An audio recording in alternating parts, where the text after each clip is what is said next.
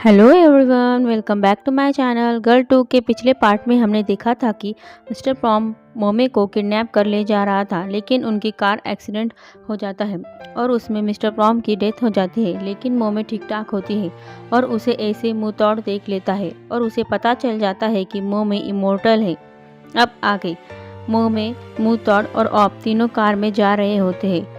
अब mister prom के car का एक्सीडेंट देख घबरा जाता है और बेहोश हो जाता है, जिसकी वजह से उसे मोमे की सच्चाई पता नहीं चलती।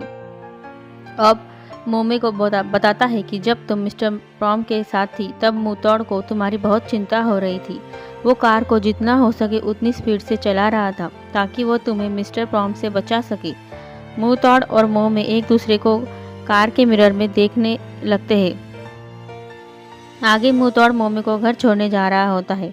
वो ओम ने कई बातों की वजह से मोमे के सामने शाय फील कर रहा होता है। मोमे के घर के अंदर जाने से पहले वो उसे बताता है, आगे से अपना ख्याल रखना और ध्यान रखना कि लोगों को तुम्हारी चिंता ना हो, और ये बोल वहाँ से चला जाता है। आगे मोमे क्राटिंग और जेली को भी मिस्टर प्रॉम की डेथ के बारे में बताती है। क्राटिंग मोमे से बोल रहा होता है, ये कुछ ज़्यादा ही नहीं हो रहा है? अचानक से 3 लोगों का मर्डर हो जाना, फिर मिस्टर प्रॉम का मर्डरर साबित होना, और फिर अचानक से मिस्टर प्रॉम की मौत हो जाना, या फिर ये सारी घटनाएं तुम्हारे श्राप से रिलेटेड है? कहीं तुम्हारे श्राप तोड़ने की वजह से तो ये सब नहीं हो रहा? तो मोमे परेशान होने लगती है और बोलती है, अगर ऐसा है तो ये जो कुछ भी हो रहा है क्या मेरी वजह से हो रहा है? अगर मेरे श्राप तोड़ने की कोशिश करने की वजह से अगर ऐसे ही लोग मरते रहेंगे तो मैं अब और ये सब नहीं करना चाहती। तो क्राटिंग बोलने लगता है, क्या तुम 2000, 3000 या फिर इससे कई ज़्यादा सालों तक ऐसे ही अकेला रहना चाहती हो?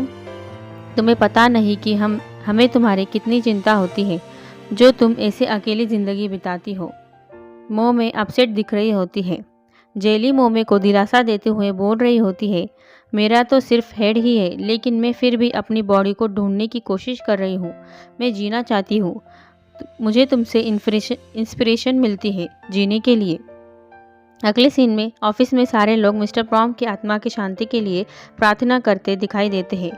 मिस्टर थाविन वहाँ आता है। वो सबसे बात करता है और उन सबसे बोल रहा होता है, इन दिनों हमारे ऑफिस में बहुत सारी बुरी घटनाएं हो रही हैं। इन सारी चीज़ों से बाहर निकलने के लिए, हम सबको काम करने के लिए प्रोत्साहित करने के लिए मैं सबको अगले हफ्ते आउटिंग पर ट्रिप पर ले जाना चाहता हूँ। ये सुन ऑप तो बहुत ही ज़्यादा एक्साइटेड हो जाता है और बोलता है, हम बिकनी पार्टी करने जाएंगे। तो कानिया उसे चुप रहने का इशारा कर बोलती है, हमें ट्रिप पर जाने से पहले कुछ ग्रुप एक्टिविटी यानी गेम साथ में कर लेना चाहिए। वो उन सबको बर्ड डॉग नाम का कोई गेम खेलने को बोलती है, जिसमें हम हमारा पार्टनर चूज़ करने के लिए एक चिट निकालनी होगी। जिसका नाम उस चिट में आएगा हम उसे टीच कर सकते हैं, उसके साथ प्रैंक कर सकते हैं, उसे बुरा भला बोल सकते हैं। ये गेम सुन ऑब बहुत खुश हो जाता है और भगवान से प्रार्थना करने लगता है कि उसकी चिट में कानिया का नाम निकले ताकि वो उसे टीच कर सके, परेशान कर सके। तो उसके इमेजिनेशन पर पानी डालते हुए कान्याओ बोलती है, हम जिसे टीज करेंगे उसे बाद में माफ़ी मांगनी पड़ेगी और उसे माफ़ी के बदले उसे गिफ्ट देना होगा। तो ये सुन ऑब के एक्साइटमेंट में थोड़ी कमी आ जाती है और उसकी शक्ल देखने लायक होती है। कान्याओ एक जार में सबको एक एक चिट निकालने को बोलती है। जेली वहाँ नहीं होती तो मोमे उसकी चिट निकालती है और मुंह तोड़ को ऐसे गेम्स में कोई इंटरेस्ट नहीं होता तो ऑब उसके बदले चिट निकालता है। आगे मुंह तोड़ मोमे को रोक उसे बोलता है, तुम्हें तुम्हारा ख्याल रखना चाहिए। ये सारी अनचाही घटनाएं जो हो रही है शायद ये तुम्हारे शार्प से जुड़ी हुई है।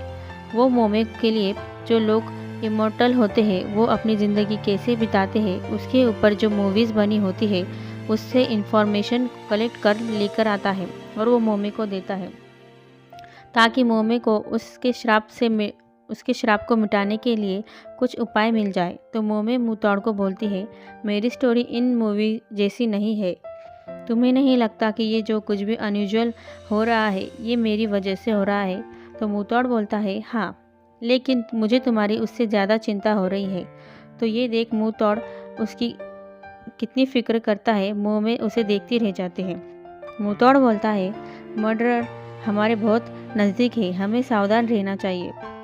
तो मोमे उसे बोलती है, अगर ऐसा है तो तुम्हें भी अपना ख्याल रखना चाहिए, क्योंकि मर्डरर जो इंसान मेरे बारे में जान जाता है उसे ही अपना नेक्स्ट टारगेट बनाता है। मुझे डर लग रहा है कि कहीं आगे तुम्हारे साथ कुछ ना हो जाए।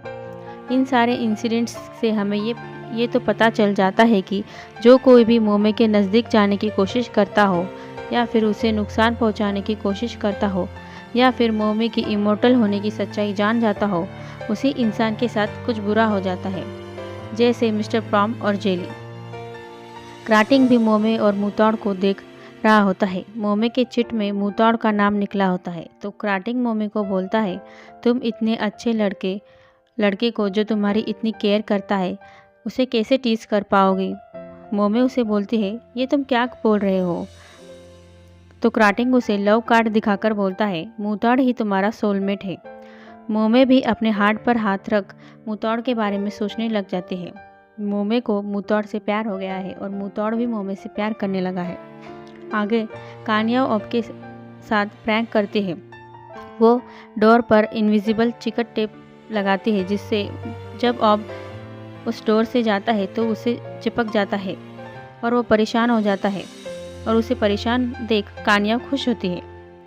आगे जब कान्या रेस्टरूम में होती है तब नल बार बार बंद चालू हो रहा होता है, जिसे देख कान्या परेशान हो जाती है। उसे वहाँ किसी के होने का एहसास होता है, लेकिन वहाँ कोई नहीं होता। उसे किसी की डरावनी सी आवाज़ें आने लगती हैं। जब वो उस साइड देखती है तो अचानक से उसके सामने एक कटा हुआ सिर आ जाता है, जिसे देख वो डर जाती है और जोर से चिल्लाती है, और चिल्लाते हुए ऑफिस में आकर मोमे और मुतौड़ को बताती है कि वहाँ किसी का सिर है। ये सुन मोमे और क्राटिंग परेशान होने लगते हैं।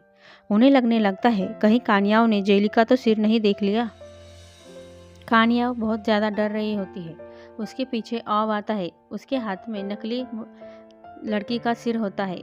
वो मुंडी ऑब ने कान्या को डराने के लिए रेस्टरूम में रखी थी। मिस्टर थाविन वहाँ आता है और वो सबको एक मूवी के प्रमोशन के लिए एक इवेंट पार्टी होने वाली होती है, वहाँ आने के लिए इनवाइट करता है, और उन्हें बताता है कि वो पार्टी घोस्ट पार्टी थीम पर होने वाली है। सबको वैसे ही रेडी होकर आना होगा। अगले सीन में घर पर क्राटिंग जेली को अपने हाथों से खाना खिला रहा होता है, क्योंकि क्राटिंग का बड डॉग पार्टनर जेली होती है। जेली नखरे दिखाकर क्राटिंग को उसे खाना खिलाने बोल रही होती है। मोमे उन दोनों को देख रही होती है। क्राटिंग बोलता है, ये कैसे हो सकता है कि अचानक कि अब तक तुम्हारी आधी बॉडी किसी ने नहीं देखी हो। तो जेली उसे बताती है, मैंने अपनी बॉडी को ऐसी जगह छुपाया है जहाँ कोई उसे ना देख पाए। जेली ने उसकी बॉडी को ऐसी जगह बैठाया होता है जहाँ एक ऐसी मूवी का प्रमोशन स्टिकर लगा होता है, जो मूवी खुद बिना सिर वाली लड़की की स्टोरी पर आधारित होती है। वहाँ दो लड़के खड़े होते हैं। उन्हें जेली की बॉडी को देख लगता है कि उस मूवी के लिए वहाँ रियल दिखने वाला पुतला रखा है। वो उसे टच कर देख रहे होते हैं। उन्हें वो पुतला दिख रहा होता है, लेकिन जब जेली की बॉडी उठकर चलने लगती है तो उनकी डर से हालत ख़राब होने लगती है और वो बहुत ही ज़्यादा डरने लगते हैं। जेली क्राटिंग को बोलती है, देखा मैं कितनी होशियार हूँ। मोमे के घर ऑब आता है और वो जेली को आवाज़ें देने लगता है। वो उसके लिए स्नैक्स लेकर आया होता है। ऑब की आवाज़ सुन वो सब डर जाते हैं कि कहीं ऑब जेली को इस हालत में ना देख ले। क्राटिंग जेली को जल्दी से छुपाता है और ऑब घर के अंदर आकर जेली को पूछने लगता है, तो मोमे उसे बताती है कि जेली बीमार है और वो किसी से मिलना नहीं चाहती। वो नहीं चाहती कि कोई भी और भी उसकी वजह से बीमार हो, और मोमे ऑब को वापस चले जाने को बोलती है। तो ऑब बोलता है, मैं बीमार पड़ने से नहीं डरता, मैं उससे प्यार करता हूँ, और वो जेली को देखने घर में घुसने लगता है। तो मोमे उसे बताती है कि जेली पू करने गई है। तो ऑब सूंघते हुए बाथरूम में चला जाता है। उसके पीछे क्राटिंग जल्दी से मोमे के सिर को सोफे पर रख कर उड़ा देता है, जैसे कि जेली सोफे पर लेटी हो। ऑब वापस आता है, जेली को सोफे पर देख उसके पास जाने लगता है। क्राटिंग और मोमे डरने लगते हैं कि कहीं से पता ना चल जाए सच्चाई। तो जेली उसे उसके पास आने से रोकती है और उससे झूठ बोलती है कि मुझे बहुत ही ज़्यादा सीरियस बुखार हुआ है, कोविड-19 से भी ज़्यादा भयंकर। तुम मुझसे दूर रहो, नहीं तो तुम भी बीमार पड़ सकते हो। ऑब जेली की चिंता करने लगता है। जेली को अचानक से छींक आ जाती है, जिसके कारण जेली का सिर उड़कर ऑब के हाथों में आ जाता है। जेली का सिर अपने हाथ में देख ऑब डरने लगता है। उसकी पैंट गीली हो जाती है और वो डर कर जोर से चिल्लाता है। उसकी शक्ल देखने लायक होती है। ये बहुत फनी सीन होता है। बाद में क्राटिंग मोमे को बोलता है, हमें जेली की बॉडी को जल्दी से ढूंढना होगा, नहीं तो उसका सिर और शरीर शायद फिर कभी नहीं जुड़ पाएंगे। मोमे बोलती है, शायद मर्डरर भी जेली की बॉडी को ढूंढ रहा होगा।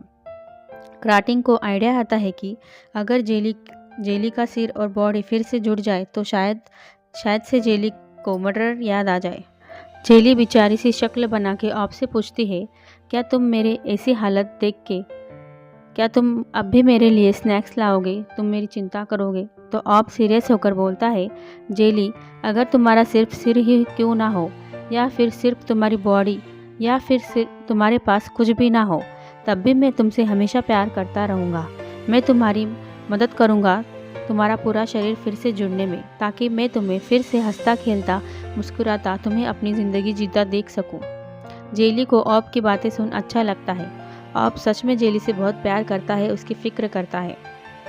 जेली उन सबको बताती है कि उसे ऐसा लग रहा है कि उसकी शरीर किसी भीड़ भाड़ वाली जगह पर है। ये सुन सब परेशान हो जाते हैं। हम जेली के शरीर को एक पार्टी में देखते हैं। आगे मोमे के घर मुतौड़ आता है। वो मोमे से मिलने आया होता है। वो मोमे की चिंता कर रहा होता है। मोमे और बाकी सब जेली के शरीर को ढूंढने के जाने के लगते हैं। गेट पर ऑब को मुंहतोड़ दिखता है तो ऑब जिस बैग में जेली का सिर होता है उसे मुंहतोड़ के हाथ में पकड़ा देता है। जेली बैग के अंदर से मुंहतोड़ को आवाज़ें देने लगती है तो मुंहतोड़ उस बैग को खोलता है। वो बैग में जेली का सिर देख शॉक हो जाते हैं। जेली ज़ोर से चिल्लाते हैं। इसी के साथ ये पार्ट यहीं ख़त्म होता है। Thank you for watching. Channel को सब्सक्राइब कीजिएगा। अगले वीडियो में मिलते हैं।